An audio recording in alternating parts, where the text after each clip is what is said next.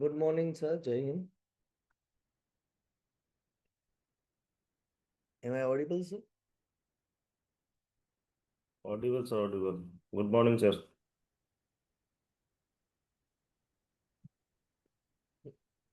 Sir, section number 25 का A ground है। 25(1)(a) wrongful obtaining.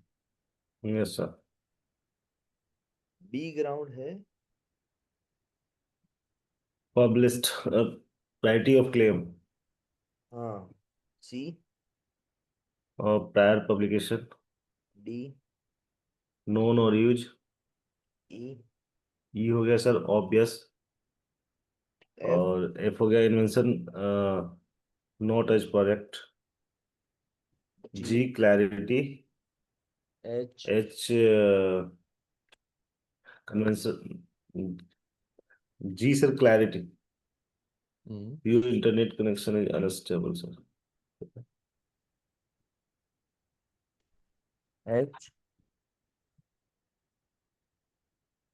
G sir clarity. हाँ जी, clarity. H. H statement undertaking. I. Form 3 वाला sir. I conventional application not filed within 12 months.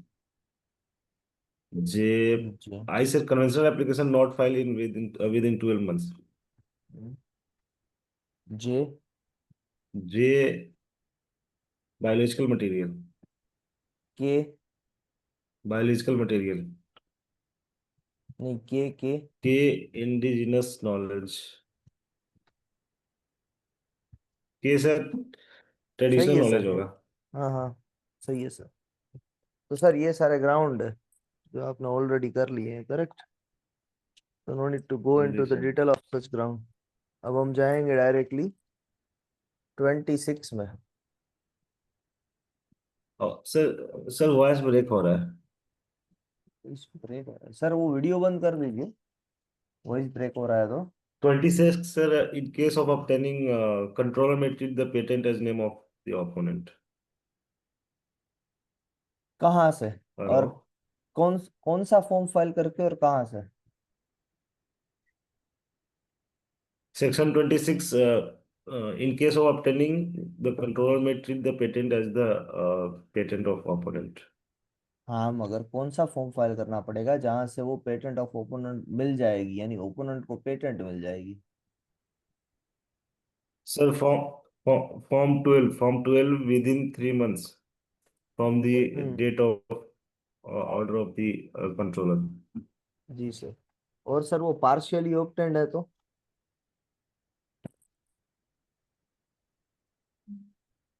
मान लीजिए वो fully partially obtained है ओब्टेंड तो है। उसको सर अमेंड या तो अमेंड करेगा या उस पार्शियल अगर ऑब्टेनिंग है तो सर उसको या तो कंट्रोलर बोलेगा अमेंड करो या डिलीट करो उसको. हम्म। और जो ओपोनेंट है उसे कंप्लीट स्पेसिफिकेशन फाइल करने को कह सकता है। या ओपोनेंट है उससे. Yes sir. पार्शियल ऑब्टेनिंग ठीक. ये सारी चीज हो चुकी थी वहां पर, अभी कल हमने किया था तब, या आपने पढ़ा है ये? हाँ सर. कल तो नहीं परसों हुआ. परसों हुआ था सर. हाँ सर हो गया था. हो गया था। तो फिर सेक्शन नंबर 28 से आगे बढ़ना है ना? Partial obtaining component. किस सेक्शन से आगे सर बढ़ना है आवाज दोस्त? आपका ब्रेक हो रहा है. सुन पा रहे सर? सर, मुझे तो एकदम क्लियर आ रही है आपकी आवाज। हेलो. सर, वीडियो वीडियो आपका बंद कर दीजिए, आपका आवाज एकदम क्लियर आ रहा है, मुझे तो क्लियर आ रही है, कोई डिस्टरबेंस नहीं है मेरी सर तरफ आपकी से। आवाज ब्रेक होके आ रही है.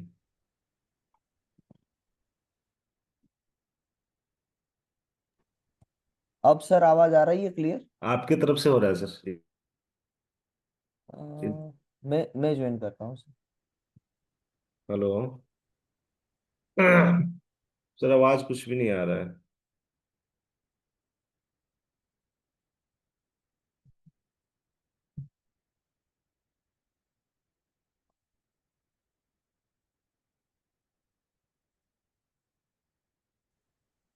हेलो।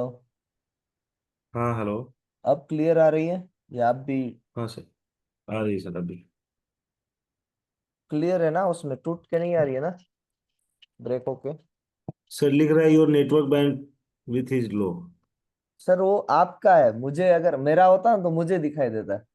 अच्छा मेरा है। क्योंकि सर मैं इसी से ही लेता हूँ, पूरा दिन लेक्चर इसी से लेता हूँ। अच्छा अच्छा मेरा है तो फिर एक सेकंड।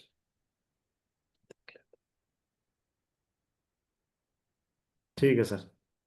इसको बंद रखिएगा वीडियो को, ताकि आपको सुनाई दे। अभी आपको सुनाई दे रहा है सर? हाँ सर सुनाई दे रहा है। जी।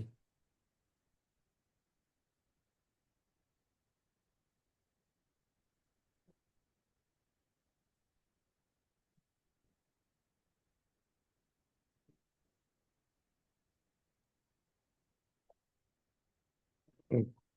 सर हमने एंटिसिपेशन भी कर लिया था सेक्शन 34 पे। हम्म। तो 29 क्या कहता है sir? Sir anticipation by previous publication. हम्म। अगर कोई एप्लीकेशन, हाँ, उसने पब्लिश कर दिया है without consent of the without your invent. Consent, आपका इन्वेंशन हाँ है विद। और आप बिना आपकी इजाजत के किसी ने कर दिया है, तो उसे एंटिसिपेशन नहीं नहीं माना माना जाएगा। जाएगा। Will not be considered. Hmm. Section 30 है sir, anticipation by previous communication to the government. यदि कोई हम्म। एप्लीकेशन हमने डिस्क्लोज कर दिया और हम्म। गवर्नमेंट के साथ हमने कुछ भी ऐसा डॉक्यूमेंट हमने डिस्क्लोज किया, तो उस चीज को भी एज एंटिसिपेशन कंसीडर नहीं किया जाएगा। हम्म। सेक्शन 31 है सर, पब्लिक डिस्प्ले।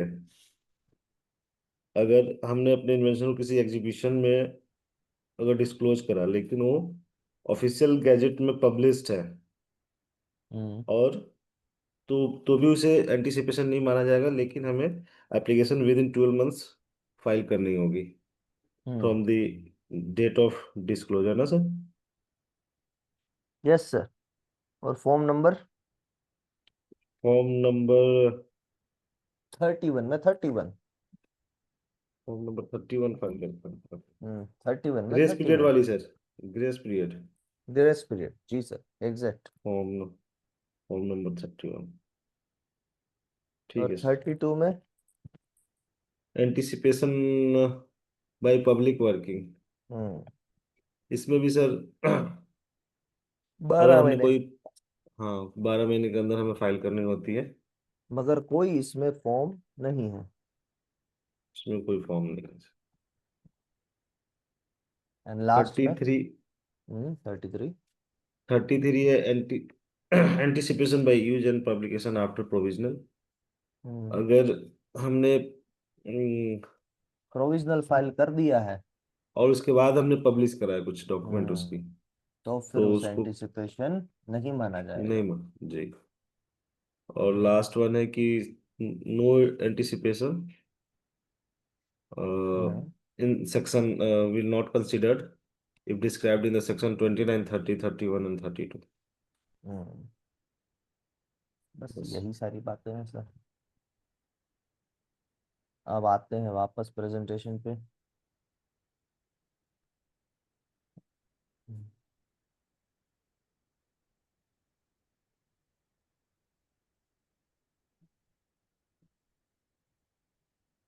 अब सर डिजाइन स्टार्ट करते हैं। ये हमारा पहली टेस्ट तक का आपका पेटेंट हो गया। अब यस आपको सर। पहली टेस्ट तक की डिजाइन की तैयारी करनी है। जी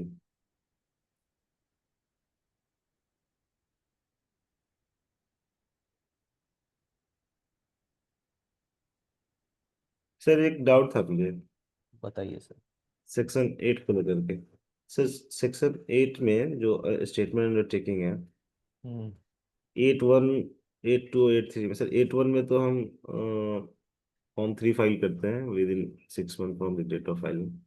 हम्म और सर जो सेक्शन 8(2) है, हम्म तो वो तो सर फॉरेन फाइलिंग के लिए होता है ना, कि जब हमने application outside of India file किया है, हम्म तो वहाँ अलग अलग कंट्री में हमने हम्म फाइल कर दिया, सपोज यूएस में, ईपी में, हम्म चाइना में, तो हम्म वहाँ क्या स्टेटस है? हाँ, वो 82 नहीं है पहले तो। वो है अच्छा, वो 81B। 81 आपको नहीं बात, आता, 81B। हाँ तो दिखाता हूँ आपको। आप जो बता रहे हैं ना वो बात भी सही है। जी हम्म, उसमें जहां पर आप जब फाइल करोगे बाहर की कंट्री में, जी जी। तो या तो सिमिलर एप्लीकेशन या सब्सटेंशियली सिमिलर एप्लीकेशन, तो उस जगह हम्म। से 6 महीने में आपको कंट्रोलर को अपडेट देना होगा। यानी इसमें टोटल 4 टाइमलाइन हो गई, 3 हमने पढ़ी थी वो, एज पर रूल नंबर पहले तो सर 12। पहले तो सर हमने इंडिया में जब फाइल किया उस टाइम में आपको फॉर्म 3 फाइल करना होगा विद इन 3 मंथ्स वहां से। जी, दूसरा, सही बात है। दूसरा जी। अगर आपने फाइलिंग के बाद हम्म आउटसाइड ऑफ इंडिया कहीं फाइल करते हैं, तो सर आउटसाइड हम्म जब हम फाइल करेंगे उस फाइलिंग से उस फाइलिंग से हम्म विद इन 6 मंथ देना होता है। हम्म। सपोज। इसमें ना दो दो स्टेटमेंट, पहले ये समझ लीजिए। एक है स्टेटमेंट,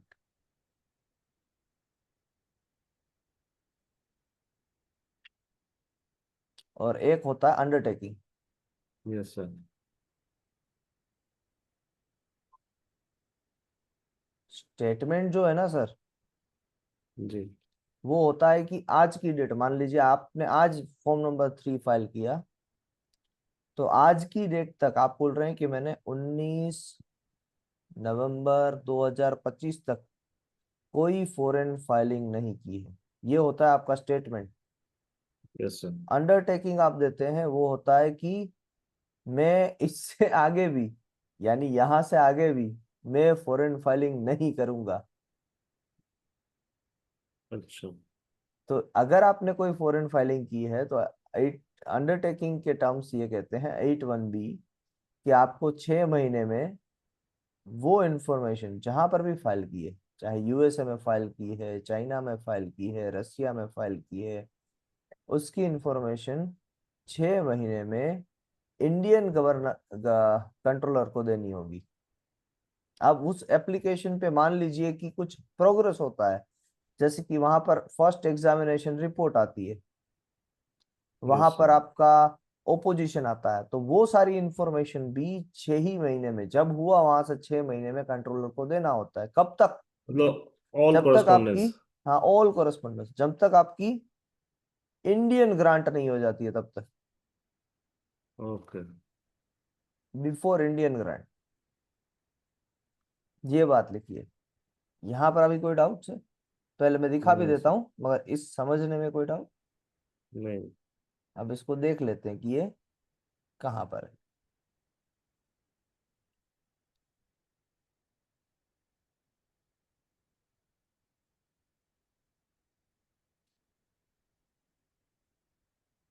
एट वन बी, सबसे पहला स्टार्टिंग होता है एन अंडरटेकिंग। क्या है सिर्फ इसमें? Undertaking, not undertaking. Statement. Up to the date of grant of a patent, कब तक?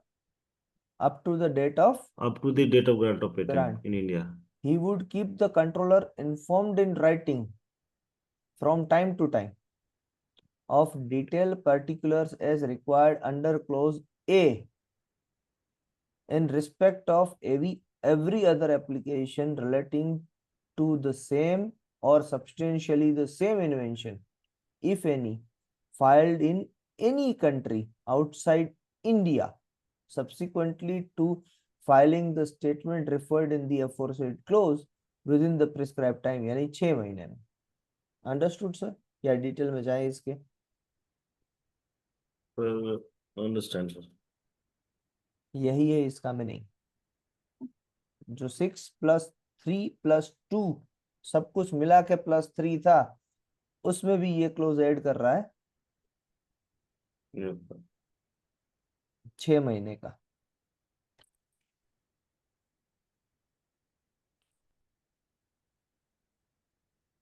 क्या इसमें कोई आपके पास वो है? एक ही मिनट से,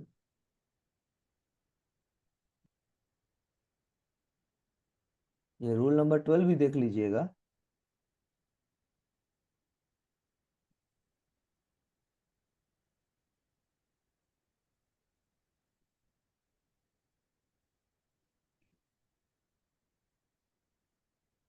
यही सर कह रहा है कि 8 का 1 है, उसमें जो टाइमलाइन है वो 6 महीने की है। 1A या 1B स्पेसिफाइड नहीं है। इट मीन्स जो भी आपकी टाइमलाइन है, अभी तक की जितनी भी आपकी टाइमलाइन है, वो सारी टाइमलाइन एक्सटेंड की जा सकती है बाय बाय फाइलिंग फॉर्म 3। 4। हाँ, 3 मंथ्स। तो चाहे ये अब हम टाइमलाइन बोलेंगे ना, तो इस तरीके से बोलेंगे। पहला 6 महीना स्टेटमेंट का 8(1)(a) से, दूसरा 6 महीना अंडरटेकिंग का 8(1)(b) से, फिर आता है 3 महीना FER से, और फिर आता है 2 महीना कंट्रोलर से। कंट्रोलर से सर। और ये सारी टाइमलाइंस एक्सटेंड की जा सकती है up to 3 months by filing 4, और उसकी फीस है 2000 पर मंथ। 2000। अब कोई डाउट्स?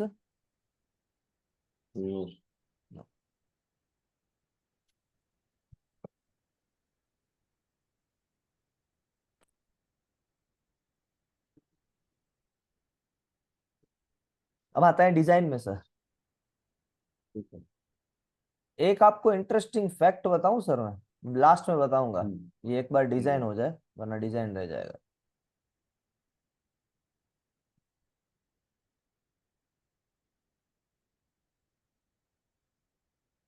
डिजाइन एक्ट कमेंस कब हुआ sir? Design act 2000। Design act 2000 कहा गया है इसको। यहां पर भी सेक्शन 1 यही कहता है कि जिस दिन इसका पब्लिकेशन हुआ वहां से ये अमेंड होगा। और दूसरा पॉइंट है कि ये पूरी इंडियन टेरिटरी के लिए है एप्लीकेबल। Section act 1। एक्ट कौन बनाता है sir? Act parliament. Parliament. Rule कौन बनाता है सर?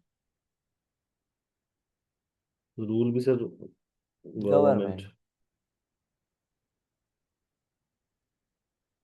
तो ये सेक्शन 1 की कुछ डिटेल है। सेक्शन 2 में आते हैं सर। सेक्शन 2 में आर्टिकल की डेफिनेशन।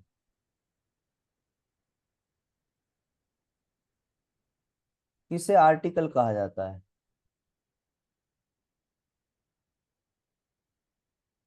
तो जो या तो पार्शियली आर्टिफिशियल हो या कंप्लीटली आर्टिफिशियल हो। या तो वो फुल्ली आर्टिफिशियल हो,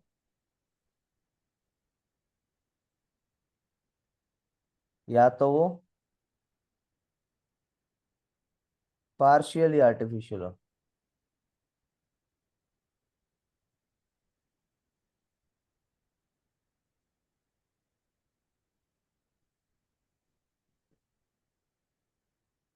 ठीक है सर।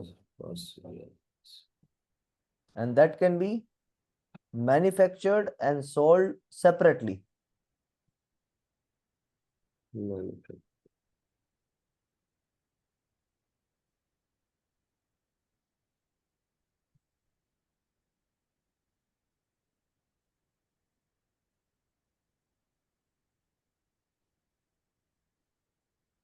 उसे कहा जाता है article.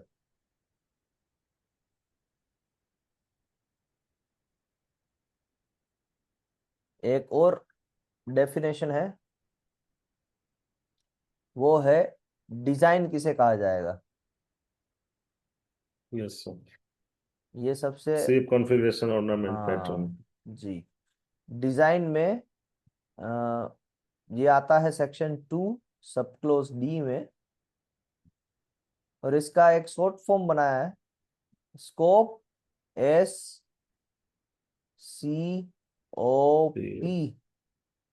CCL, 2D, UDL. 3D। ये कैसे पता आपको सर? उस दिन आपने थोड़ा सा बताया था सर लास्ट पता है। सेशन। ओके। S यानी सेप, C यानी कॉन्फ़िगरेशन, O यानी ऑर्नामेंट्स,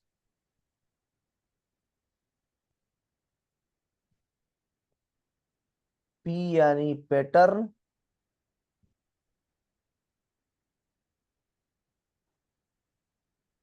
CCL, C यानी कलर, एंड CL यानी combination of line. Yes sir.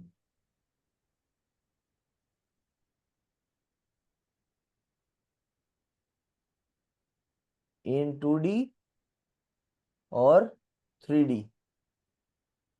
क्या क्या नहीं आएगा इसमें? इसमें 4 चीजें नहीं आएगी। कौन कौन सी? Exclude, design excludes,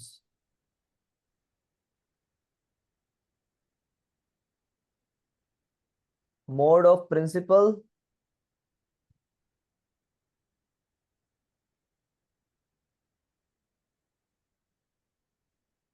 of construction, principle mode of construction,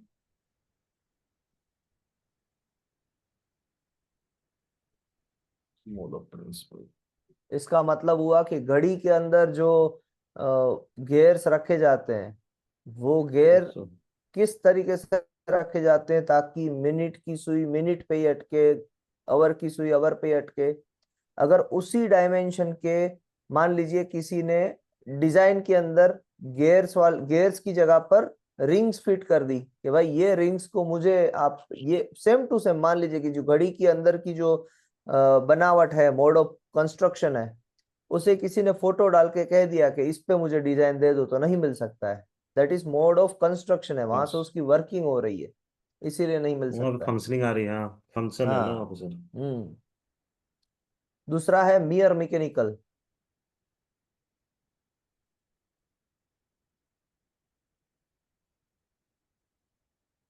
कल सुबह कोई स्क्रू पे, नट पे, बोल्ट पे, स्क्रू ड्राइवर पे, टेस्टर पे, ऐसी जो मियर मैकेनिकल डिवाइसेस है जिसके बिना जो एक्टिविटी है वो हो ही नहीं पाती है, सर्विस की नहीं हो पाती, या एक्सेट्रा की जो ऐसी एक्टिविटी है जिसमें ये कॉमन सी बात है कि ये चीज यूज होगी, मियर मैकेनिकल कहते हैं जिसे। स्क्रू ड्राइवर हो गया, स्क्रू हो गया, नट हो गया, बोल्ट हो गया। तो वैसी चीजों को अगर आप फ्यूचर में भी बिना हेड वाला बोल्ट बनाते हो या बिना हेड वाला नट बनाते हो, कोई भी चीज ऐसी मियर मैकेनिकल, मैकेनिकल से रिलेटेड है जो आपको काफी सारी जगह पर एप्लीकेबल हो सकता है, तो उसे भी डिजाइन में नहीं लाया जाएगा, क्योंकि वो एस्थेटिक लुक की जगह पर उसका वर्किंग से ज्यादा रिश्ता है। Yes sir. जी। तीसरा, कॉपीराइट। अगर कोई भी चीज कॉपीराइटेड है तो उसे तभी डिजाइन की कैटेगरी में लाया जाएगा जब वो कॉपीराइट 50 से ज्यादा आर्टिकल पे लगा हो और वो 50 से ज्यादा आर्टिकल मार्केट में बिक गए हो। मान लीजिए कि आपकी एक बहुत ही बेहतरीन, आपने एक ड्राइंग बनाई है और वो ड्राइंग ऑलरेडी आपने कॉपीराइट करके रखी है। अब वो यस सर। ड्राइंग को आप, जो कप होता है, कप चाय हम्म। पीने का, वैसे कप के ऊपर आप इम्पोज करते हो, एम्बोज करते हो। Yes sir.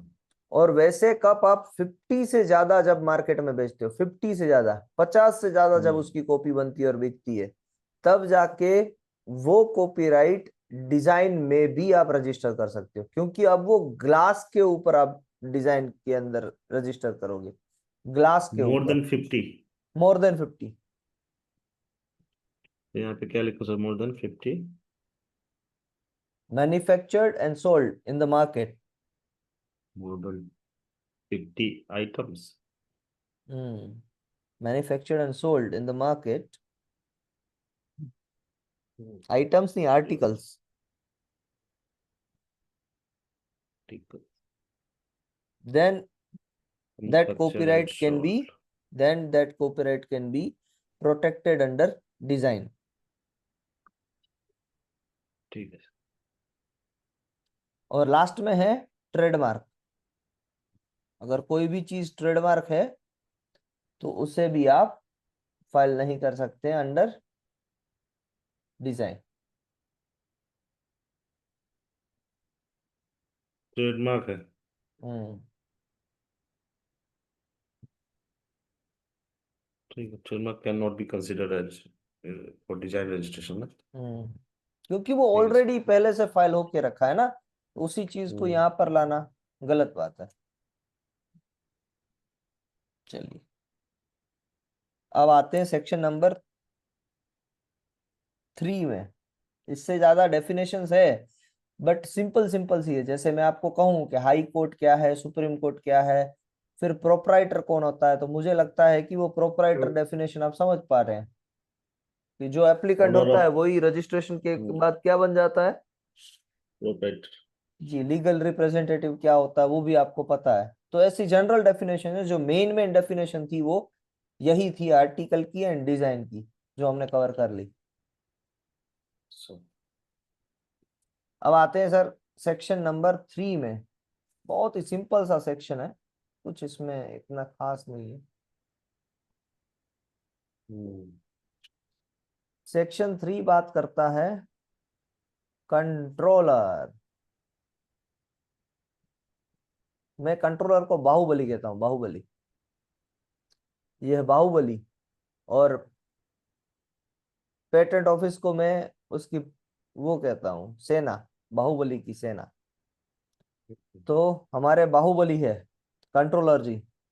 ये वही होते हैं जो पेटेंट एक्ट में 73rd सेक्शन में डिफाइन किए गए हैं, ट्रेडमार्क एक्ट में 3rd सेक्शन में डिफाइन किए गए हैं, and trade and merchandise act में 4th सेक्शन में डिफाइन किए गए हैं। और इनके पास एक पावर होता है डिनोवो करने का, डिनोवो। उसका मतलब क्या होता है सर?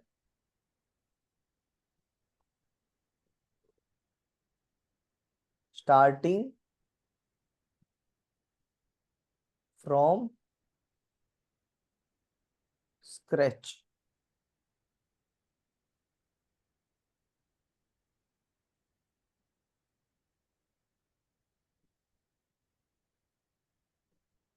इसका मतलब हुआ, मान लीजिए सर, सुनाई तो दे रही ना मेरी आवाज? बिल्कुल सर। जी। इसका मतलब हुआ, मान लीजिए कि आज के दिन किसी भी कंट्रोलर ने एक एग्जामिनर 1 को कहा कि भाई साहब आप ये एप्लीकेशन की एग्जामिनेशन करना स्टार्ट कर दीजिए, 19/11/25 को कहा। अब कुछ होता है कि वो एग्जामिनर निकल जाता है ऑफिस से, यस सर। बीमार हो जाता है, निकल जाता है, छुट्टी पे जाता है, XYZ रीजन या कुछ भी हो जाए। अगर कंट्रोलर चाहता है कि ये जो इवन काम कर रहा है उसका काम मैं दे दूं एग्जामिनर 2 को, कब? सपोज 1-2 महीने के बाद में, तो 19/12/25 को। ऐसा कोई जरूरी नहीं है, टाइम कुछ भी हो सकता है, रेंडमली मैंने लिया है। तो ये एग्जामिनर 2 को वो क्या इंस्ट्रक्शन दे सकता है? ऐसा भी कह सकता है कि आप डिनोवो कीजिए, ठीक है। और ये भी किस कह सकता है कि ये पुराने वाले ने जितना पेंडिंग रखा है, मान लीजिए कि इसने 50% प्रोग्रेस की है, तो आप 50% से आगे बढ़िए। तो वो कंट्रोलर के ऊपर डिपेंड है, कंट्रोलर ऐसा ऑर्डर दे भी सकते हैं। और कंट्रोलर अपॉइंट कौन करते हैं कंट्रोलर को? Control CG, component. Central government. CG. Any sir doubt ये इन वाला इट? एक बार और बताना, ये E1 E2 वाला सर। हाँ सर, एग्जामिनर 1 है यस सर। जो आज की डेट में, जिसने एग्जामिनेशन आपकी स्टार्ट की, आपकी ठीक है सर, डिजाइन की एप्लीकेशन ना। को एग्जामिनेशन करना। हाँ। ठीक है और सर। वो 1 महीने के बाद 50% एग्जामिनेशन कर चुके हैं, 50% अभी भी बाकी है। अच्छा। अब ठीक है सर। कंट्रोलर चाहता है कि इवन, मान लीजिए कि इवन छुट्टी पे गया, इवन बीमार पड़ गया, इवन अवेलेबल नहीं है, इवन का टर्म कंप्लीट हो गया, इवन निकल जाना चाहता है पेटेंट ऑफिस में से, एन नंबर ऑफ रीजन। तो ओके कंट्रोलर सर। इवन की एप्लीकेशन को एज इट इज E2 को ट्रांसफर कर सकता है। इट मीन्स कि भाई बिल 50% से ही स्टार्ट करो, या फिर एग्जामिनर 2 को कह सकता है डिनोवो करो, सारी चीज इवन की निकालो, आप फ्रेश स्टार्ट करो। Starting from scratch. अब एनी डाउट? नहीं sir.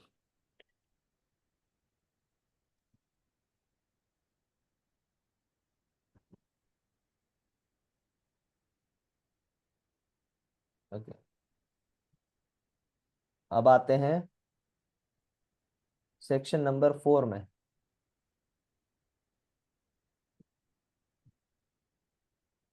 Section 4।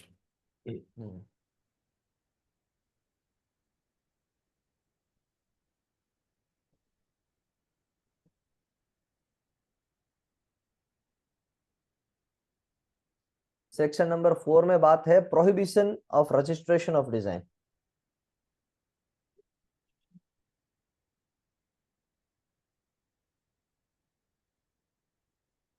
Prohibition,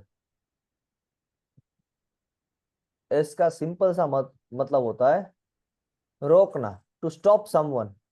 what is things which are stopping from registration of design? क्या क्या चीज ऐसी है जो डिजाइन को रजिस्टर होने से रोकती है? मान लीजिए मैंने एक डिजाइन को फाइल किया, अब एग्जामिनर उसमें ये 4 चीजें देखेगा, अगर ये 4 में से एक भी चीज उसको मिल गई, 4 में से एक भी, तो वो डिजाइन के रजिस्ट्रेशन को रोक देगा।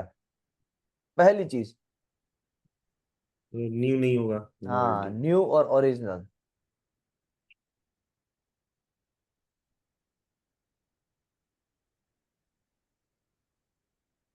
न्यू और ओरिजिनल का मतलब है, ओरिजिनल की डेफिनेशन यहां पर दी गई है, ओल्ड बाय देमसेल्फ,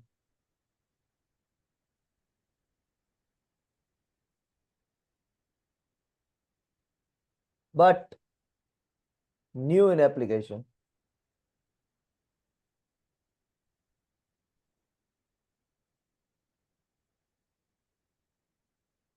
एग्जाम्पल है इसका कि गिटार के शेप में मैच बॉक्स बना दिया है। जो माचिस होता है ना, माचिस, हमारा माचिस, समझ पा यस रहे हैं सर। सर?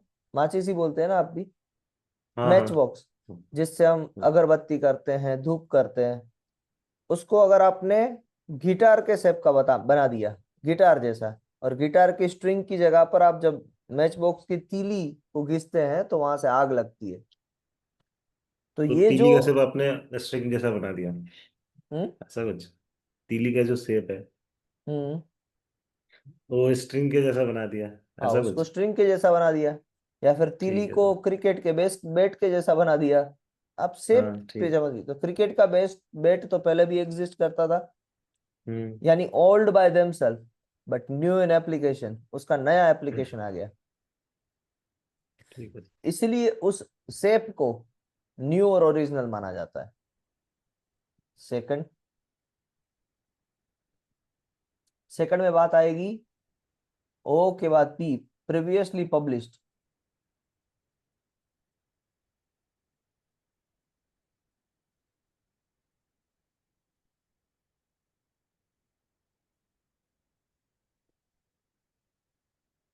सिंपल सी बात है, अगर आपकी डिजाइन फाइल होने से पहले अगर कोई भी डिजाइन पब्लिश्ड है तो उसे क्या माना जाएगा? प्रोहिबिशन। वो एंटीसिपेट प्रोहिबिशन। करेगा। यहाँ पर प्रोहिबिशन को आप एंटीसिपेशन की तरह भी देखिएगा।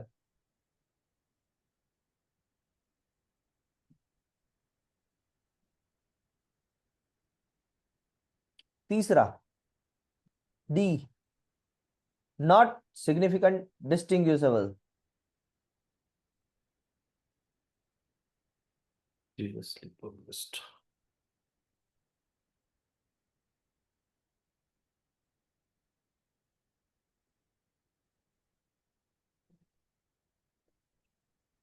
कि आप में नॉट सिग्निफिकेंट लिस्ट।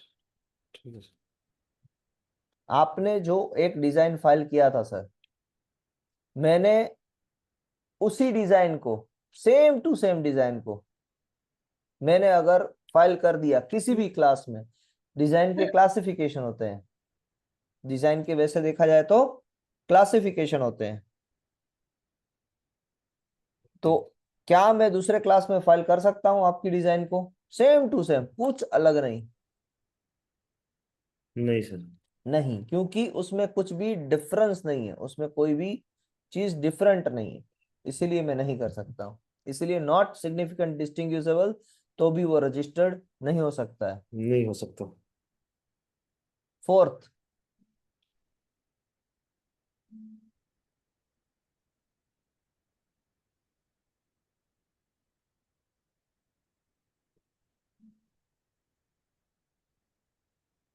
ऑप्सिन और स्कैंडलियस मैटर।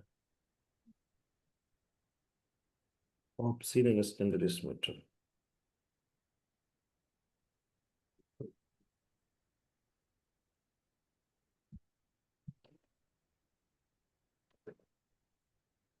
अब ये क्या है सर?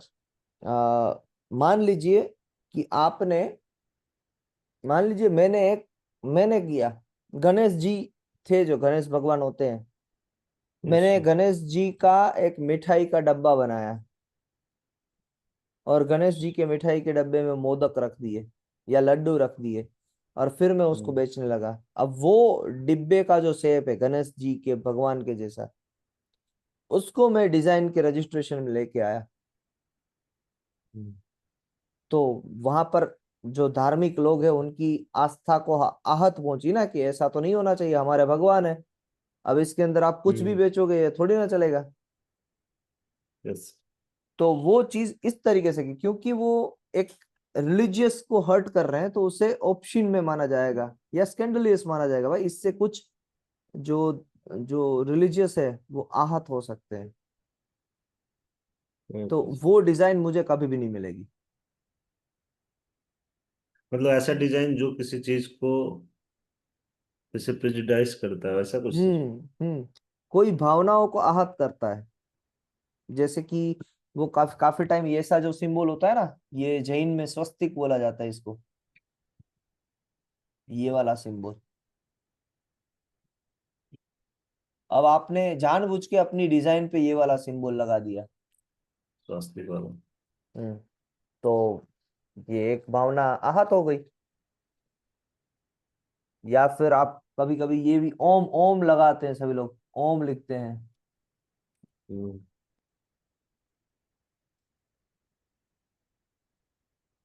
तो भावना आहत हो गई। या फिर वो अल्लाह हम्म। का नाम लिखते हैं, प्रभु का फोटो लगाते हैं, वोटेवर, आप समझ पा रहे हैं मेरी बात को, कि लेकिन वो सर चीज। मार्केट में तो ऐसा बहुत सारा डब्बा जैसे जो मिठाई के शॉप वाले हैं उसमें मगर तो क्या रहता वो है। डिजाइन होता है? वो डिजाइन नहीं नहीं, वो होता है। डिजाइन नहीं किया होता लेकिन ऐसा तो लोग हाँ, बना के रखता है। बना के रखते हैं सर, मगर वो डिजाइन में रजिस्टर्ड नहीं हो सकता है। सेक्शन 4 क्या कहता प्रिंट। है? सेक्शन 4 वही है सर, प्रोविजन। हाँ, कि प्रोहिबिशन, कि वो डिजाइन में अगर फाइल करोगे तो उसको कौन से ग्राउंड से निकाल देंगे? ये फोर्थ वाले ग्राउंड से निकाल देंगे। Option option as continuous. Hmm hmm ठीक है सर। अब इसको सर याद करने की शॉर्ट की है, ओपीडीएस। ओपीडीएस। हाँ, हम जाते हैं ना डॉक्टर के पास तो ओपीडी होती है, ओ, और बहुत सारी ओपीडी होती है, तो प्लूरल बना दिया हमने उसको, ओपीडीएस। तो ओ से ओरिजिनल, पी से पब्लिकेशन, डी से डिस्टिंग्विशेबल एंड एस से स्कैंडलियस। उससे ओरिजिनल, टी से पब्लिश्ड, डी से डिस्टिंग्विशेबल डिस्टिंग्विशेबल। एंड एस से स्कैंडलियस। एस से स्कैंडलियस। ठीक है सर, डन।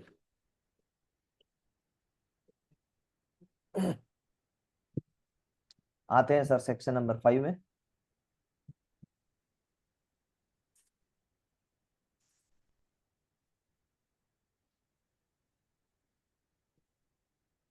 सेक्शन नंबर 5 बात करता है एप्लीकेशन के बारे में।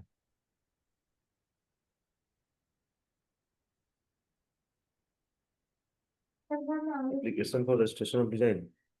Yes sir, application for registration of design. जैसे किसमें? हमारा उसमें वहां पेटेंट में पर भी। होता है sir. Application for seven. Grant of an application, grant of a patent.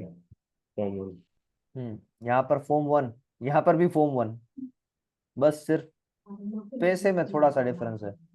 वहां पर 1600 था, यहाँ पर 1000।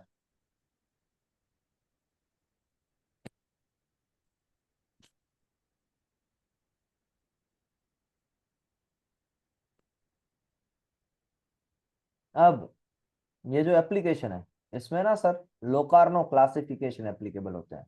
तो कार्नो वाइपो के द्वारा दिए क्लासिफिकेशन। जाते हैं, वो वर्ल्ड इंटेलेक्चुअल प्रॉपर्टी ऑर्गेनाइजेशन के द्वारा दिए जाते हैं, और उसे लोकार्नो क्लासिफिकेशन कहा गया है।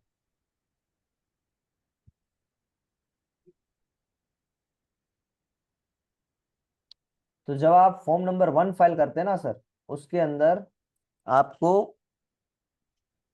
क्लास भी देना पड़ता है। लोकार्नो क्लासिफिकेशन में क्लासिफिकेशंस किए गए हैं, 1 2 3 4 5 6 7 8 9 10 अप टू 32, एंड बाद में 32 या 33 है, और बाद में लास्ट में मिसेलेनियस में 99 है। तो वैसे देखा जाए तो 34 35 है, बट ऐसे नंबर में देखोगे तो 99 तक आ जाएंगे। अब वो लोकार्नो क्लासिफिकेशन का क्लास डिफाइन करना होता है डिजाइन एप्लीकेशन में। कौन से क्लास में? हम्म। तो सर हम खुद से डिफाइन करते हैं उसमें? Yes sir. जैसे कि फर्नीचर का क्लास है, जैसे कि टॉय का क्लास है, जैसे कि टेक्सटाइल का क्लास है, लाइकवाइज यस। उसमें सारी कैटेगरीज है।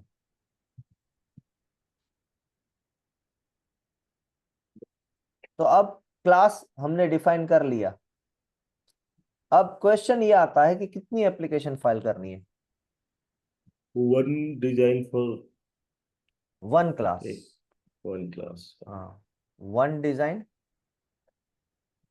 For one class. On 1 article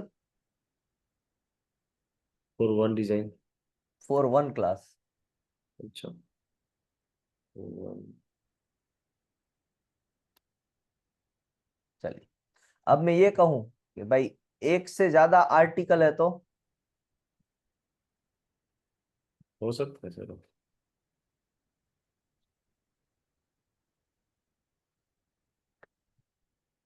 मगर सेम डिजाइन है सेम है तो सर नहीं हो सकता, मोर देन वन। तो कितनी एप्लीकेशन? मोर देन 1 आर्टिकल का मतलब होता है सर, एक बार आपने कपबोर्ड पे डिजाइन लगाई, एक बार आपने चेयर पे डिजाइन लगाई, एक बार आपने टेबल पे डिजाइन लगाई, एक बार आपने स्टूल पे डिजाइन लगाई, तो ये सारे फर्नीचर के क्लास है। मगर वो चीजें अलग अलग है, आर्टिकल अलग अलग है, सब कर सकते हैं। तो फिर वहां पर multiple application.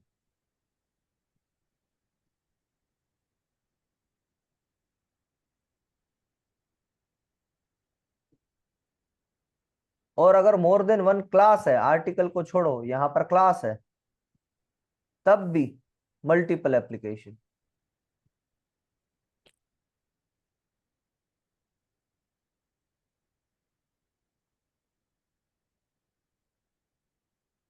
But same design. Hmm. Same design है बट सर वो अलग अलग आर्टिकल पे है ना। जैसे कि टेबल, कुर्सी, ठीक है। कपबोर्ड। तो उसे मल्टीपल डिजाइन फाइल करना कपबोर्ड के लिए पड़ेगा। अलग, चेयर के लिए अलग, कुर्सी के लिए अलग। मल्टीपल। ठीक है। मगर मान लीजिए, अब इसमें एक फ्लक्स है। मान लीजिए कि आपने एक ऐसा डिजाइन बनाया,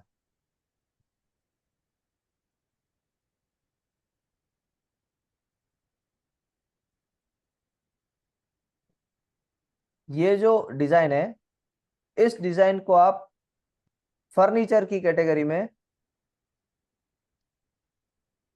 ऐड कर रहे हैं। तब यहां पर ना मैंने चेयर बताई है, ना मैंने कपबोर्ड बताया है, ना मैंने और किसी चीज को बताया है, तो यही डिजाइन को आप सभी फर्नीचर पे एप्लीकेबल कर सकते हैं ओके। विद इन 1 एप्लीकेशन के। भाई आपने एक ही एप्लीकेशन फाइल की और उसी क्लास के सारे फर्नीचर में अप्लाई कीजिए, कोई प्रॉब्लम नहीं। ठीक। बट अगर आपने क्लास चेंज किया, अब आप फर्नीचर से यही चीज लगाना चाहते हैं बेडशीट पे, यानी आप गए टेक्सटाइल में, हम्म। तो फिर आपको दूसरी एप्लीकेशन फाइल करनी पड़ेगी। तो टेक्स्ट ऐसा सपोज कोई एक जैसे बेडशीट होता है। हम्म। बेडशीट पे हमने कोई एक हम्म। डिजाइन हाँ, उस यही पे ले लीजिए ना, ये एम्बोस लीजिए। कर दिया, हाँ यही ले लिया। तो हर और एक हम्म, अरे अलग अलग आर्टिकल के लिए सर अलग अलग हमें डिजाइन फाइल करना पड़ेगा? नहीं नहीं सर, अब देखिए टेक्सटाइल लिया आपने, टेक्सटाइल में भी फाइल तो यही किया है ना आपने, सर यही डिजाइन को हम्म। फाइल किया है, समझिएगा। आपने नहीं बोला है कि बेडशीट पे फाइल कर रहे हैं, आपने तो ये कहा है कि ये डिजाइन फाइल कर रहा है। आपने फोटो बेडशीट की नहीं दी है वहां पर, आपने फोटो हम्म। किसकी दी है, ये वाले डिजाइन की। इस पिक्चर के, हाँ। हाँ, तो ये वाले डिजाइन से वो कंट्रोलर क्या समझेंगे, जो भी उस कैटेगरी में, सब कैटेगरी में आते होंगे, मान लीजिए कि T shirt, pant, handkerchief and bedsheet आता है उस कैटेगरी में, टेक्सटाइल वाली सब कैटेगरी में, तो वो सभी के लिए आपकी ये डिजाइन वैलिड हो जाएगी। Okay sir. फिर ऐसा नहीं होगा कि आप ये डिजाइन को सिर्फ ये इस पे इम्प्लीमेंट कर रहे हो, किस पे, सिर्फ बेडशीट पे इम्प्लीमेंट कर रहे हो, नहीं, इट्स नॉट लाइक दैट। आप उस कैटेगरी के, उस सब क्लोज के जितने भी ये है तो आर्टिकल है। सर ये डिजाइन एक बार हमें रजिस्टर हो जाए, मिल जाए, तो हम किसी भी क्लास में उसको अप्लाई कर सकते हैं, किसी भी क्लास के आर्टिकल पे? हाँ कर सकते हैं, प्रोवाइडेड कि सेम पर्सन करे तो। हाँ हाँ, सेम पर्सन। हाँ, वरना मुझे तो नहीं मिल सकती है क्योंकि ऑलरेडी आपकी है, तो पब्लिकेशन मुझे रोकेगा। क्या सर, मुझे नहीं मिल सकती मतलब? आपकी डिजाइन है ये, तो मुझे नहीं ठीक मिल है। सकती है सर अब। आपने भले ही हाँ। फर्नीचर में फाइल किया है, मैं टेक्सटाइल में फाइल करने जा रहा हूं, तो क्या मुझे मिल सकती है? नहीं, ऑलरेडी वो नहीं, रजिस्टर है। ऑलरेडी वो पब्लिश्ड हो चुकी है। मतलब सेम जो ऑनर है, proprietor of the hmm, design है, वो वही कर कर सकता सकते हैं, है। हाँ वो कर सकते हैं, ऐसा प्रोविजन सेक्शन 6 में है। अब तो सर आएगा। किसी दूसरे क्लास में वो इम्प्लीमेंट करा उस डिजाइन हाँ को, हाँ, तो फिर उसको ऐसे फाइल करने की जरूरत है या ऐसे कर ना सकता है कर यूज? जरूरत है। अब वही, ये जो आपकी क्यूरियोसिटी बनी ना, उसी लिए सेक्शन 6 है, ले लो साथ में। हाँ सर। सेक्शन 6 यही बात करता है। मान लीजिए कि पहली, आपने, राजीव सर हैं, तो राजीव सर ने फर्स्ट डिजाइन फाइल की, यही जो मैं बता रहा हूं वही डिजाइन, फर्स्ट डिजाइन फाइल की on 1/1/25। Okay sir. Yes sir. अब यही डिजाइन जो आप यहां पर देख रहे हैं, आपने फाइल की थी फर्नीचर में। अब सेक्शन 6 क्या कहता है कि पहले तो जयवीर सर उसी डिजाइन को सेकंड टाइम रजिस्टर कर रहे हैं, उसी डिजाइन को, सेम डिजाइन। सपोज मैं ऐड कर रहा हूं, सेकंड डेट है मेरी 1/6/25 को, मैं कर रहा हूं टेक्सटाइल में। सेम कैटेगरी में तो नहीं मिल सकता, ये तो कॉमन सेंस है, बट मुझे यस दूसरी सर। कैटेगरी में भी नहीं मिल सकता है। अगर मुझे लेना है ये टेक्सटाइल में, मुझे ये डिजाइन चाहिए, तो मुझे पहले आपके पास से राइट्स परचेज करने पड़ेंगे। Okay sir. अगर आप मुझे राइट्स नहीं देते हैं, तो फिर मेरी ये जो डिजाइन है वो क्या हो जाएगी, रिफ्यूज। और क्योंकि ये सेम डिजाइन आपने फाइल की थी, तो ये डिजाइन जो बची 1/6/25 को जो मैंने फाइल की थी, वो डिजाइन भी आपके नाम पे हो जाएगी, on the name of old proprietor. Understood sir, या तो डाउट? सर अगर मान लो फर्स्ट जो ऑनर होगा वो अगर दे दिया परमिशन, तो उसके बीच कुछ तो एग्रीमेंट वगैरह हो सकता? अब दूसरी केस, मान लीजिए कि राइट्स दे दिए, राइट्स दे दिए, राजीव सर ने मुझे राइट्स दे दिए, तो फिर अब ये ऐसा माना जाएगा कि इस दिन पे वो राजीव सर ने नहीं, जयवीर ने फाइल की थी। फिर आपका नाम निकाल दिया जाएगा यहां से, और ऐसा माना जाएगा कि इस दिन पे जयवीर ने फाइल की थी, और इसीलिए जयवीर को नेक्स्ट वाली जो फाइलिंग है वो एंटिसिपेट नहीं करेगी। ओके।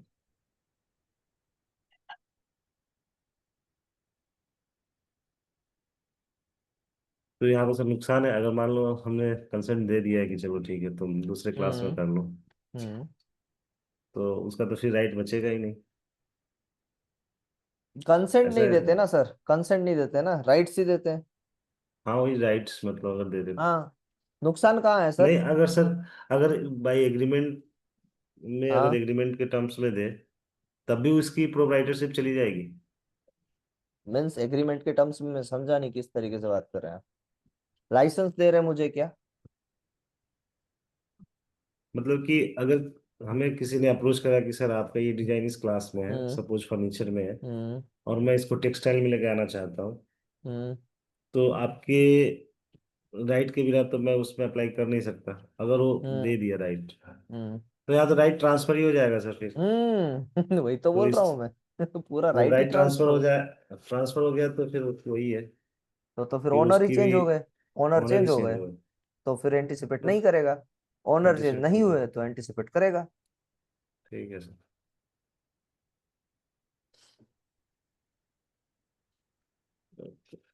लिख लिया सर, आगे बढ़े। हाँ सर, ये मैंने लिख लिया। अब सर एक रूल नंबर है 18, इसको अब जान लेना जरूरी है यहाँ तक आने अच्छा के बाद। लेकिन एक चीज और, कि अगर सेम पर्सन उसी फील्ड में करना चाहते हैं तो हमने पहले पढ़ लिया, वो कर सकता है। वो तो सर कॉमन सेंस की मतलब बात है। सेम हाँ वो पर्सन सेम, सेम फील्ड में सेम करना प्रोप्राइटर, चाहते हैं। हाँ सेम पर्सन, मतलब सेम प्रोप्राइटर जो है दूसरे क्लास में अप्लाई करना सेम चाहता है with proprietor same, same class में भी कर सकता है, दूसरे क्लास में भी कर सकता है। Same with proprietor same. होना चाहिए। ओके, ये तो कर सकता है, ठीक है।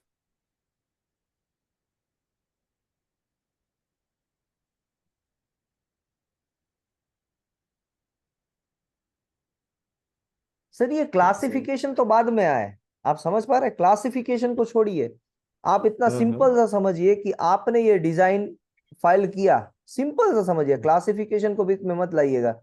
सिंपल सा मुझे हम्म, आंसर दीजिए। ये जो डिजाइन है वो आपने फाइल किया कि नहीं किया? किया। तो आपको ये पब्लिकेशन का तो राइट्स मिला कि नहीं मिला? मिला सर। बस, तो ये चीज को मैं क्या बाद में कहीं पर भी, किसी भी क्लास छोड़ दीजिए, कहीं पर भी मैं क्या पब्लिश कर सकता हूं? नहीं नहीं सर, दोबारा नहीं नहीं। कर सकता ना। तो एज सिंपल एज दैट, उसको फिर आप ये क्लासिफिकेशन तो बाद में आए, पहले ये जो बेसिक कॉन्सेप्ट है, फंडामेंटल कॉन्सेप्ट, उसे ध्यान में रखिए।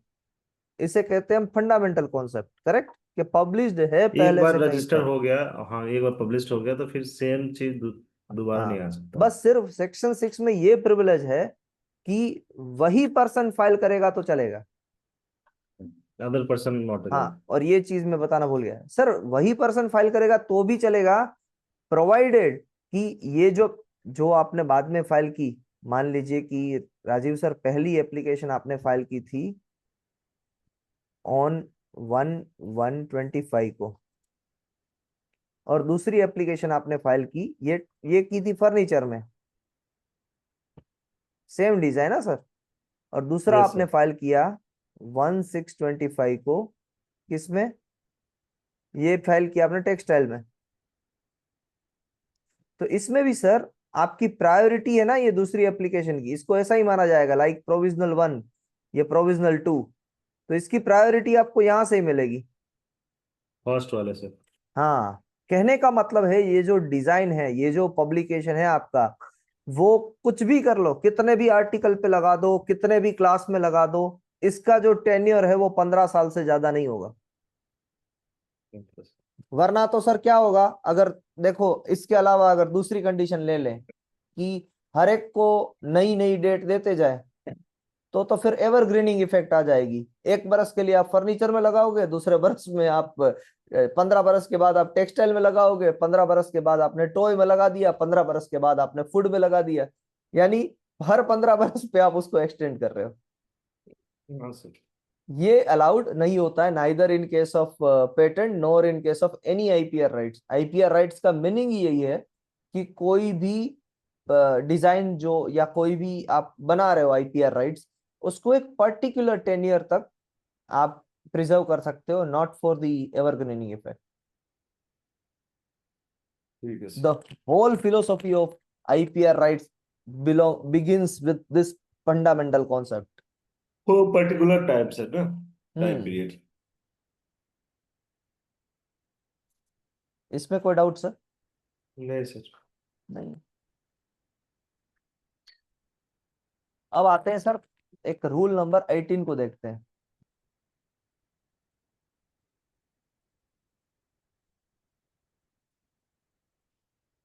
पानी चालू रखे होगा मम्मी से। रूल नंबर 18 ये कहता है सर, दो चीजें। पहला तो है कि आपने एप्लीकेशन फाइल की,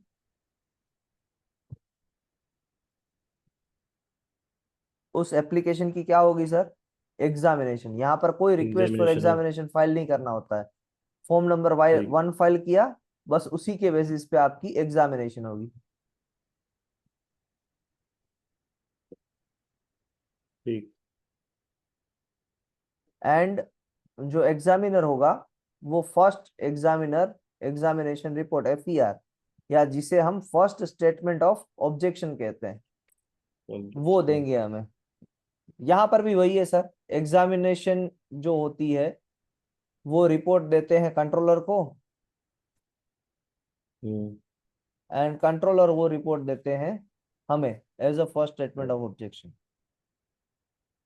अब हमें फर्स्ट स्टेटमेंट ऑफ ऑब्जेक्शन मिल गया सर, तो यहां से कितने महीने में हमें रिप्लाई करना है?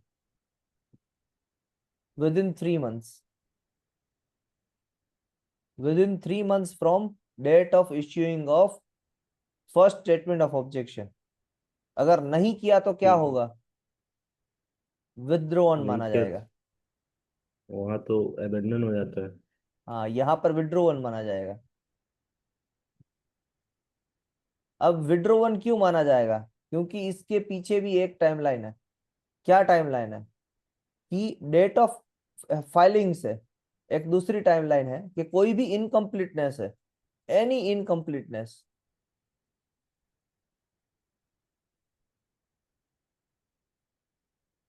उसे आप 6 month from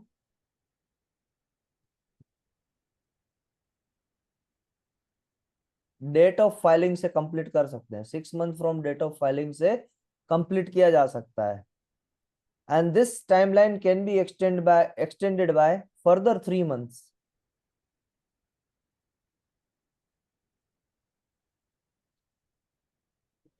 by filing form number 18। और फॉर्म नंबर 18 का चार्जेस है 200 per month. Extended for 3 months. हाँ। Extended for 3 months. और अगर इस टाइमलाइन को फॉलो नहीं किया, ये वाले टाइमलाइन को, तो फिर हो जाएगा अबेंडन।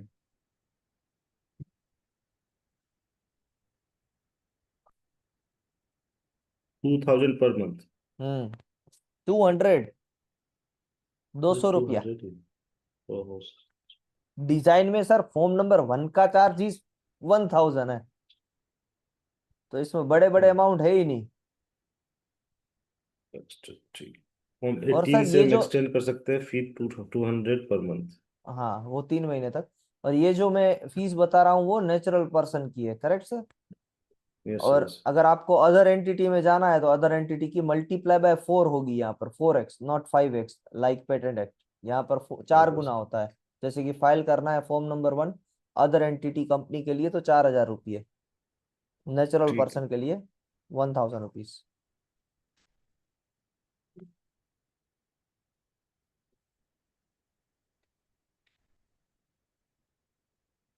आते हैं सर सेक्शन 7 में।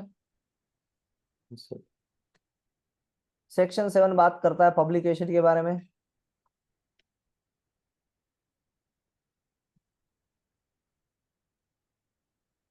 और पब्लिकेशन में एप्लीकेबल रूल है रूल नंबर 22। पब्लिकेशन यानी वही वाला पब्लिकेशन की हम बात कर रहे हैं जो हर फ्राइडे पे होता है, हाँ सर। ऑफिशियल गैजेट में होता है। सर। उसमें क्या क्या डिटेल्स आपकी पब्लिश होगी? तो डिजाइन का नंबर, जैन number, name of the proprietor, हाँ name date and address of the proprietor, date of filing of the registration. Date of filing, date of filing अगर बाहर से आ रही है तो डेट ऑफ रेसिप्रोकल जो भी बाहर की कंट्री है वो, फिर क्लास उसका, एंड बेस्ट व्यू भी इसके साथ फाइल होगा। ये सारे पर्टिकुलर्स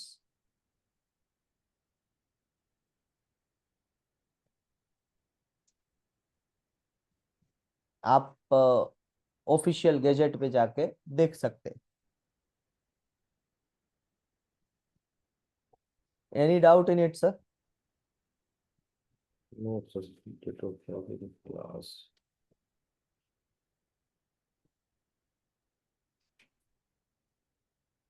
बेस्ट, ठीक है सर। नेक्स्ट आता है सेक्शन 9, नहीं 8। 8 8 में बात होती है सब्स्टिट्यूशन के बारे में। अच्छा,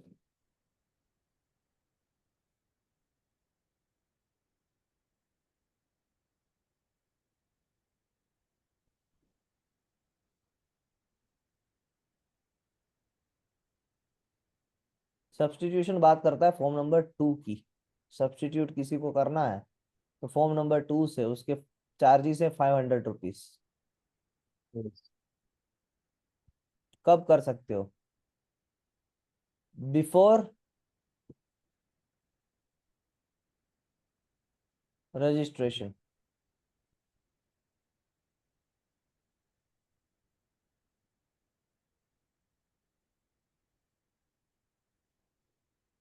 डिजाइन रजिस्टर्ड होती है उससे पहले।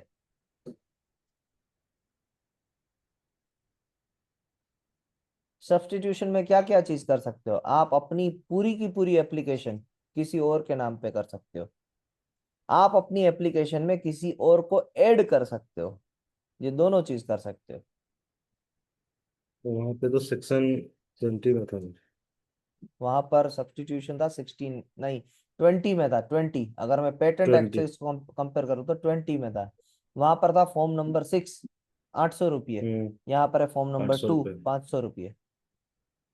और तो बाकी की चीजें वही है सर। अगर आप ये आपने अच्छा याद किया, उसमें क्या था? सब्स्टिट्यूशन कैसे हो सकता है? By assignment. By assignment, by agreement, by law. Exactly sir, यहाँ पर भी सेम है। By assignment, by agreement, agreement, by law.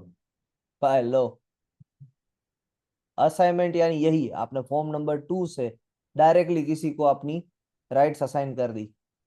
Agreement means आप और मैं कहीं बाहर मिले कोर्ट में, और वहां पर आपने एक एग्रीमेंट बनाया कि मैं आपको मेरी ये राइट्स दे रहा हूँ, और बाद में जाके मैं पेटेंट ऑफिस में जाके वो एग्रीमेंट दिखा के आपको सब्स्टिट्यूट कर रहा हूँ। एंड बाय लॉ, मेरी डिजाइन है, मेरी डेथ हो जाती है तो मेरे बच्चे को वो एज अ लीगल रिप्रेजेंटेटिव वो राइट्स मिलते हैं, तो वो होता है बाय लॉ। सर ये डिजाइन के केस में बिफोर रजिस्ट्रेशन में फाइल करनी होती है सब्स्टिट्यूशन? जी सर, जी sir. After after. Registration, after registration section 30 आता है। उसमें आता है form number 11। After registration form number 11 से आप प्रोप्राइटरशिप शिप को असाइन लेकिन कर सर सकते हो। पेटेंट में तो हम करते हैं आफ्टर पेटेंट में ग्रांट करते हैं फॉर्म फॉर्म 6, नंबर 16 से। फॉर्म नंबर 16 से। Yes sir. After grant form number 16, before grant form number 6। हाँ। वैसे डिजाइन में before registration form number 2, after registration form number 11। Okay, तो इसमें ये होता है असाइनमेंट से agreement से।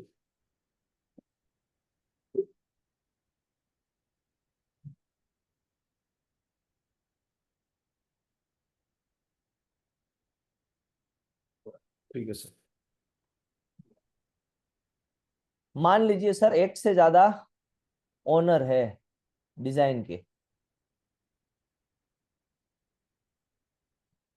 या एप्लीकेंट है, more than one applicant. Applicant number 1, applicant number 2, applicant number 3। Applicant 2 को अपनी एप्लीकेशन एप्लीकेंट 4 से सब्स्टिट्यूट करनी है, बट A1 या A3 दोनों में से एक या दोनों एग्री नहीं करते हैं। तो उस केस में क्या हुआ, डिस्प्यूट हुआ, और वो डिस्प्यूट के लिए, इसका रिजोल्यूशन करने के लिए A2 एप्लीकेंट कंट्रोलर के पास जा सकता है।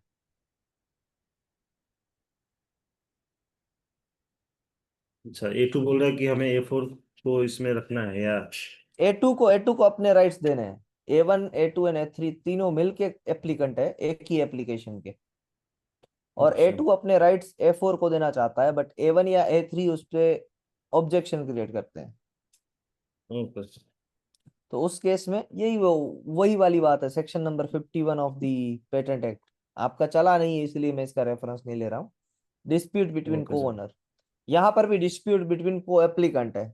तो को एप्लीकेंट में अगर डिस्प्यूट है तो वो भी कंट्रोलर के पास जा सकते हैं, और कंट्रोलर उन्हें एज पर रूल नंबर 16 ठीक है सर। सारे डॉक्यूमेंट्स जमा करवाने को कह सकते हैं, जो भी ठीक समझे। जैसे कि A2 ये कहता है कि क्यों A4 को सब्स्टिट्यूट करना चाहिए, और A1 एंड A3 क्यों कंसेंट देना नहीं चाहते हैं। Yes. कंसेंट दे देते तो सब्स्टिट्यूट हो ही जाता, कंसेंट नहीं देते हैं, डिस्प्यूट क्रिएट होता है। तो उस केस में as per rule number 16 notarise copy भी मांग सकते हैं, एफिडेविट भी मांग सकते हैं, जितने भी एविडेंस मांगेंगे, हियरिंग होगी, और बाद में एक कंक्लूजन आएगा कि सब्स्टिट्यूट करने देना है कि नहीं देना है। Yes sir, rule number 16 of design ना सर। जी sir, rule number 60 sir, design act पढ़ रहे, डिजाइन के सारे रूल आएंगे। जी जी।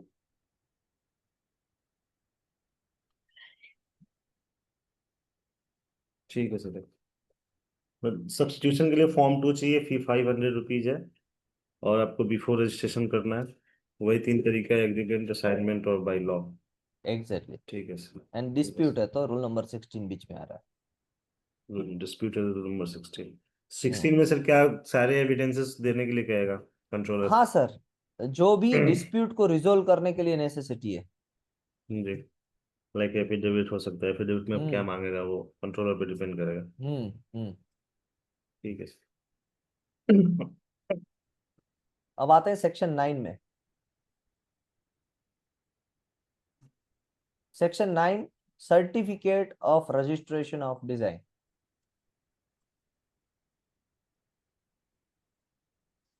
सर्टिफिकेट के बारे में बात कर रहे हैं कि जिस दिन डिजाइन रजिस्टर्ड होगा उसी दिन का पब्लिकेशन भी होगा।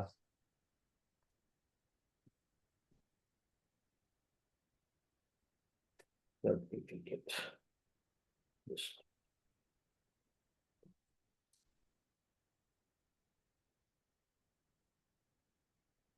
एंड उसी दिन डिजाइन को रजिस्टर्ड माना जाएगा। और माना जाएगा तो हाँ, एक कॉन्सेप्ट इसमें समझा देता हूँ, और उसका सर्टिफिकेट इश्यू होगा इन शॉर्ट।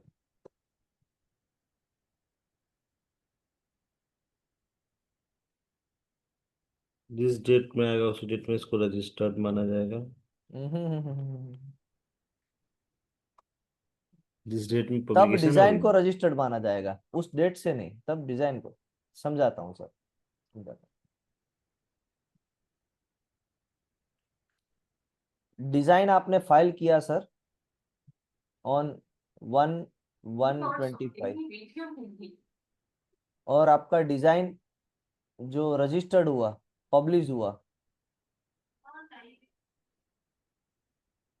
वो मान लीजिए 1/5/25 को हुआ।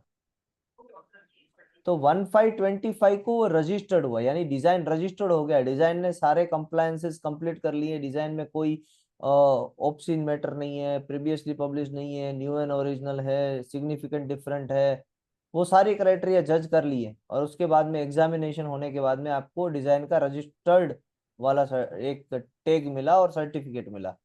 मगर वो कब से रजिस्टर्ड है ऐसा माना जाएगा, इसी डेट से। डेट ऑफ फाइलिंग से। हाँ,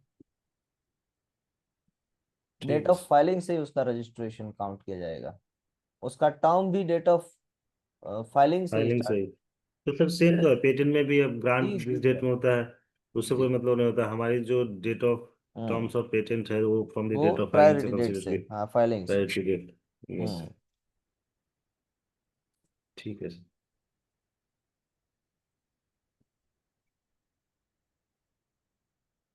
और सर इसका टेन्योर 15 ईयर्स होता है। इसका टेन्योर इनिशियल 10 ईयर्स तक होता है।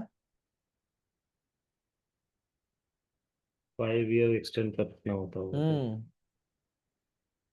और बाय फाइलिंग फॉर्म नंबर 3 जो सेक्शन 11 में आएगा, सेक्शन 11 रूल नंबर 23 में, कि आप और 5 ईयर्स के लिए एक्सटेंड कर सकते हैं। वैसे ये सेक्शन 11 भी हो गया अगर आपने ये इतना समझ लिया तो। बिफोर 10 ईयर्स आपको फॉर्म नंबर 3 फाइल करना होता है। अगर आप वो फाइल कर लेते हैं तो वो 5 वर्ष के लिए और एक्सटेंड हो सकता है, like a renewal fees in patent. Hmm, लिख नहीं रहे थे ना सर? आप लिख रहे थे तो मैं रखूं। लिख लिया सर मैं, सर्टिफिकेट और रजिस्ट्रेशन हो गया। Last section of today's, section 10, register of design.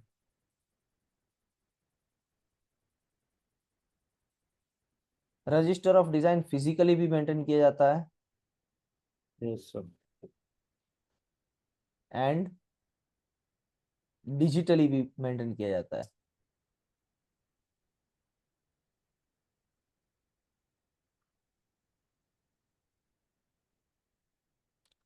Digitally जब मेंटेन किया जाता है तो कोई भी अगर टेक्निकल एरर आती है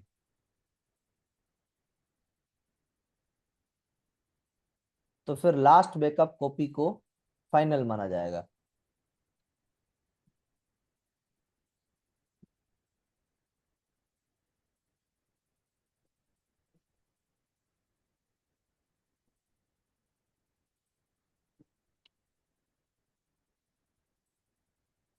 फिर उसमें सारी चीजें रजिस्टर ऑफ डिजाइन में, डिजाइन किसके नाम पे है, उसकी रिप्रेजेंटेशन सीट, उसकी एप्लीकेशन, सारे best views, name, address, proprietor का नाम, कोई सब्स्टिट्यूशन हुआ है तो उसका एग्रीमेंट, असाइनमेंट, कुछ भी हुआ है वो सारी चीजें रजिस्टर के अंदर मेंटेन होती है।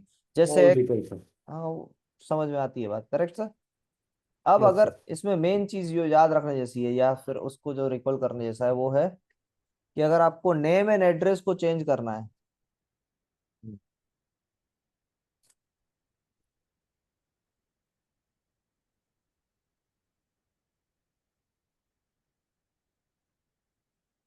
उसके लिए है फॉर्म नंबर 22। और कोई एडिशनल एड्रेस डालना है, डबल एड्रेस कहते हैं जिसको। सर नेम भी मान लो इनिशियली हमने किसी एक्स नाम से फाइल किया और बाद में हमने नाम भी चेंज कर सकते हैं। नहीं नहीं सर, ऐसे नहीं। मान लीजिए वही। कि, मान लीजिए कि मेरा नाम है JAYVAR। हाँ, अच्छा करेक्शन के लिए होगा सर। हाँ हाँ। या फिर मैंने अपना एड्रेस चेंज कर लिया। एड्रेस तो भी समझ में आ रहा है सर, नाम ही पूरा चेंज हो गया हाँ तो। सर, नेम एंड एड्रेस को अल्टर करने की बात है यहाँ पर। अल्टर लिखा वही है, मैं इसको करेक्शन मिल चेंज बोल जाता। दिया, मैंने इसको चेंज नहीं है एक्चुअली, वो अल्टर करने की बात है। Yes sir. Alteration in name and सही बात है सर, आपने बहुत सही पॉइंट आउट किया, चेंज नहीं होता है तो फिर सेक्शन नंबर 8 का रिलेवेंस ही क्या रहा? वही तो। Yes sir.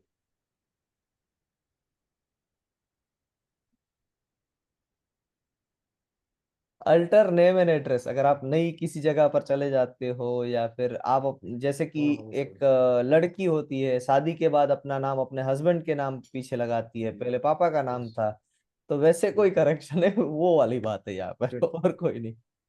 ठीक है, फॉर्म फिल फॉर्म किया। नंबर 22 लगेगा उसके लिए, और एडिशनल एड्रेस के लिए फॉर्म नंबर 23 लगेगा। दोनों के चार्जेस है 200 रुपये।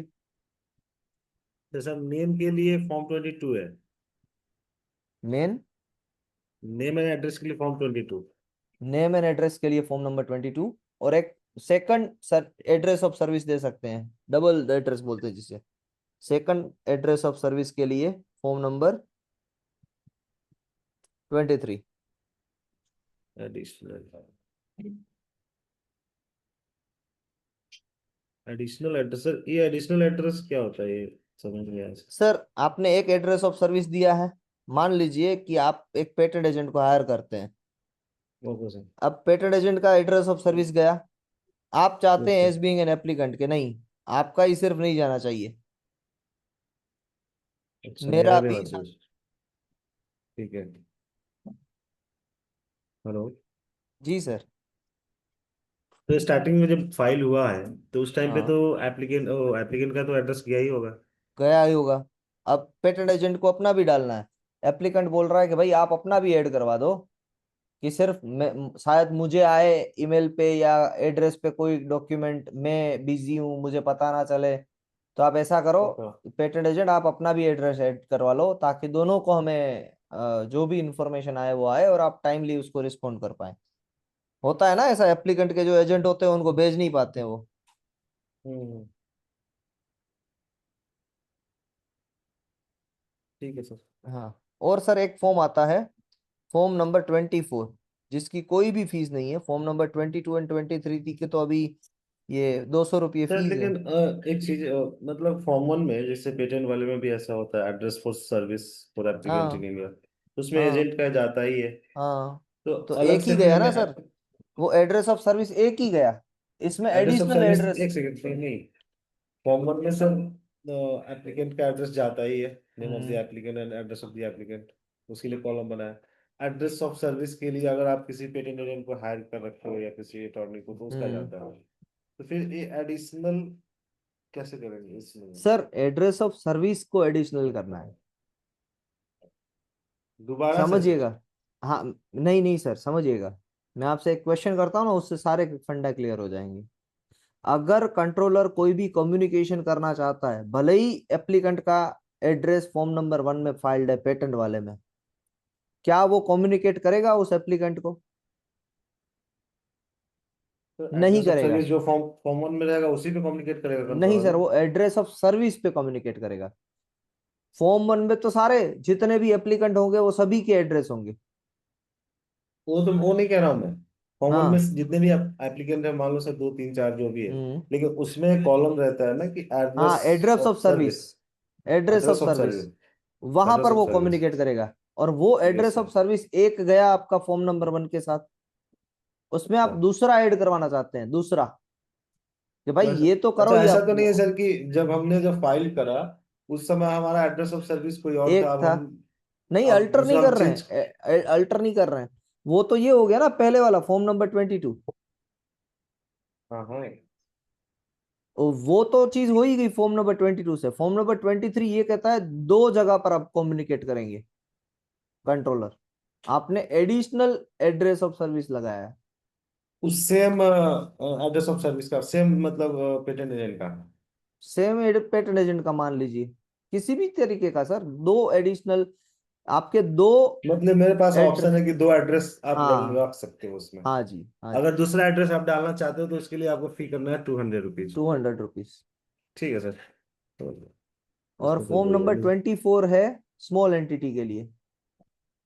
Form number 2 twenty small four entity. उसकी कोई फीस नहीं है, फॉर्म नंबर 24 की कोई फीस नहीं है, और वो है स्मॉल एंटिटी के लिए।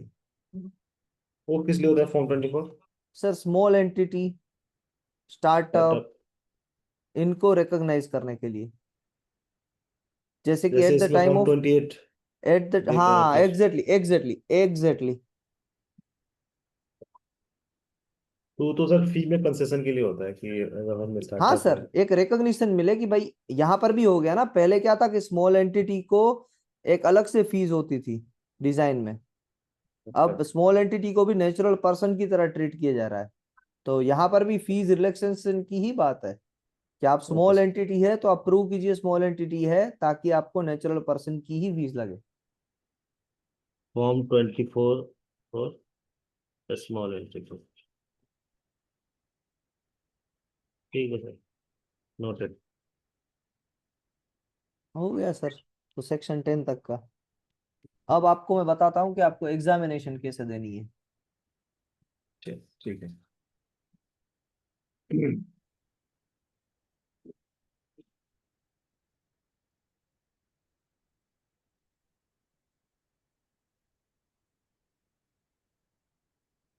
आपको एग्जामिनेशन देने के लिए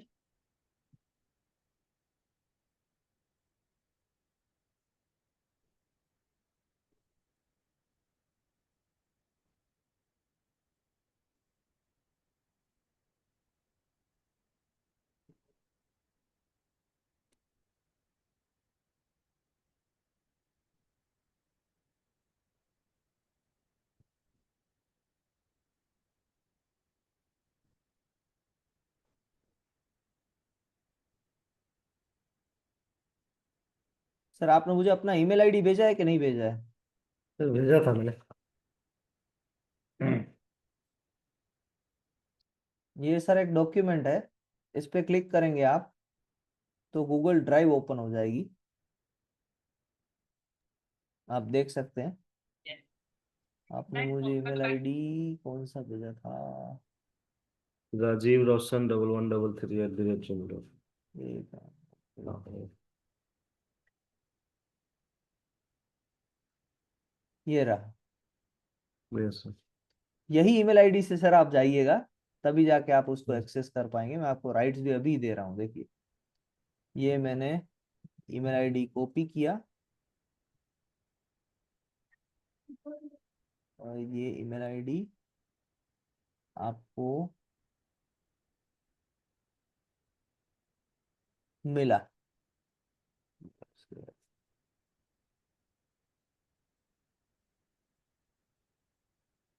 अब सर मैंने जो आपको लिंक दी है उस पे जब आप क्लिक करेंगे तो ये वाले यस सर। गूगल ड्राइव आपके सामने ओपन होगी। हाँ सर, इसमें खुल रहा है डिजाइन, हाँ जी पेटेंट, सर। एग्जाम, एग्जाम तो सर 1, इसमें एग्जाम 2। एग्जाम 1 में जाना है आपको अभी। Okay sir. एग्जाम 1 ओपन करेंगे तो इसमें विथ आंसर वाली पीडीएफ को ओपन नहीं करना है,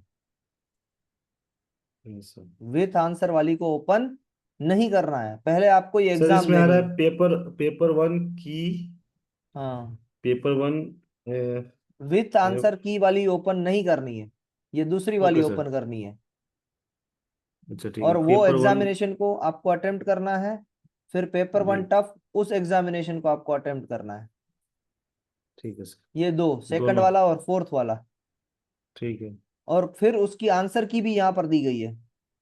ठीक है सर। एक बार आप पेपर अटेम्प्ट कर लो, फिर चेक कर लो जी कितने क्वेश्चन सही हुए कितने गलत हुए। गलत जी हुए जी तो आंसर की आपके सामने है, क्या गलती जी आपको समझ में आ रही है? आ रही जी। है तो ठीक है, नहीं आ रही है तब हम डिस्कशन करेंगे, ठीक है। ताकि हम आगे भी बढ़ पाए सेक्शंस में और आप आसानी से एग्जामिनेशन भी दे पाए। तो आज आपका ये टास्क है, आज कर लोगे कि सर कल तक हो जाएगा? आज से कोशिश करूंगा पूरा करने का। बस सर आज कर लीजिएगा ताकि हम कल इसको डिस्कस कर सकें। ठीक है सर। ओके सर, जय Hind sir, have a nice day. Thank you sir. Same to sir.